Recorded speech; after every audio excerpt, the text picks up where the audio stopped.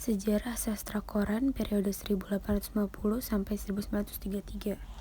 Karya sastra merupakan cerminan dari sebuah realitas kehidupan sosial masyarakat. Sebuah karya sastra yang baik memiliki sifat-sifat yang abadi dengan membuat kebenaran-kebenaran hakiki yang selalu ada selama manusia masih ada. Sumarjo, 1979. Pengertian dari sastra koran sendiri adalah istilah yang menjelaskan penerbitan karya sastra. Di antaranya adalah prosa, puisi, dan drama yang diterbitkan menggunakan media cetak yaitu koran. Poin selanjutnya adalah surat kabar bahasa melalui Melaijo tahun 1856. Perkembangan kesusastraan Indonesia tidak dapat lepas dari peranan koran atau surat kabar. Surat kabar mulai menunjukkan peranannya dalam menopang kehidupan sastra dengan banyak melahirkan penulis-penulis novel dari kalangan wartawan.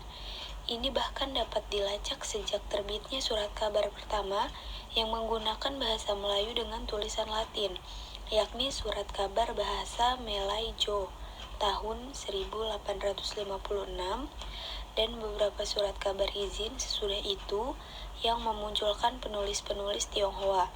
Penulis-penulis ini kemudian melahirkan sastra Melayu Tionghoa, baik berupa karya asli, sanduran maupun terjemahan.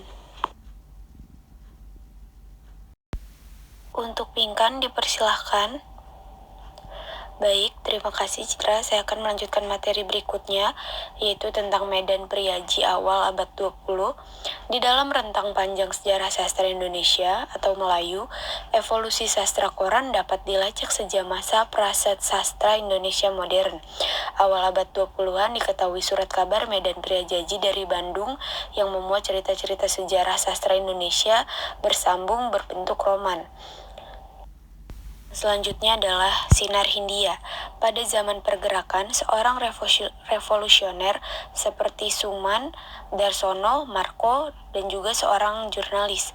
Banyak waktu mereka digunakan untuk menulis artikel, menyunting, dan mendistribusikan surat-surat kabar kecil.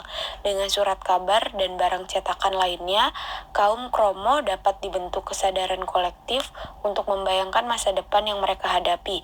SI Semarang menerbitkan Sinar Hindia yang peredarannya mencapai 20.000 hingga 30.000 eksemplar. Baik, selanjutnya akan saya serahkan kepada Rahman. Untuk Rahman, dipersilakan. Selanjutnya, peran penting berkaitan dengan perkembangan sastra surat kabar dilakukan 3 jurnalis, yakni F. A. Wingers, H. Kommer, dan F. Pangemanan. 2 orang pertama dari golongan peranakan Eropa dan yang terakhir kelahiran Manado. Ketiga orang ini yang mendorong dan mengarahkan penulisan-penulisan cerita asli dengan latar belakang sejarah Indonesia. Mereka menulis dengan lancar dalam Melayu Pasar dan karya-karya mereka dapat diterima baik di kalangan Indo maupun Tionghoa peranakan. Tetapi di antara ketiga orang tersebut yang paling produktif menerbitkan 3 tulisan adalah F. Wingers. Di samping itu, dia juga menerjemahkan berbagai buku perundang-undangan resmi ke dalam bahasa Melayu, membantu Lim King Hock dalam menerjemahkan karya Michael Strogoff, Le Comte de Monte Cristo. Terjemahan paling yang ia buat adalah karya Melati Van Javas, nama pena Nicolina Maria Christina Slot yang hidup dari 1853 sampai 1927. Seorang wanita Belanda yang banyak menulis tentang kehidupan Hindia semasa penjajahan Belanda. Van Slaaftorvos. Cerita ini merupakan sebuah rekonstruksi imajinatif dari legenda Surapati yang dibumbui dengan mengacu pada keris suci dan jampe-jampe dan alur cerita penuh dengan intrik dan romantika dalam keluarga kerajaan.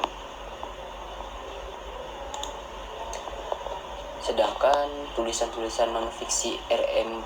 Tirtua di Surjo, atau lebih tepat tulisan politiknya adalah Gerakan Bangsa Cina di Surabaya melawan Handelsvereniging Amsterdam yang dimuat dalam Sunda Berita pada tahun 1904. Bangsa Cina di Priangan dimuat dalam media yang sama pada tahun 1904. Pelajaran buat perempuan Bumi Putra yang juga dimuat dalam media yang sama dan tahun yang sama. Suratnya orang-orang Bapangan dimuat dalam Medan Prijaji MP tahun 1909. Press Delete umpatan diumumkan dalam MP tahun 1909. Satu Politik di Banyumas disiarkan di MP tahun 1909. Fusiana di Madiun dimuat di MP tahun 1909. Kekejaman di Banten dimuat di MP tahun 1909. Omong-omong di hari lebaran disiarkan di MP di tahun 1909. Apa yang Gubermen kata dan apa yang Gubermen bikin dimuat di MP tahun 1910 dan oleh-oleh dari tempat pembuangan yang pertama kali disiarkan di hari perniagaan, kemudian diumumkan kembali di MP tahun 1910. Itu saja, terima kasih.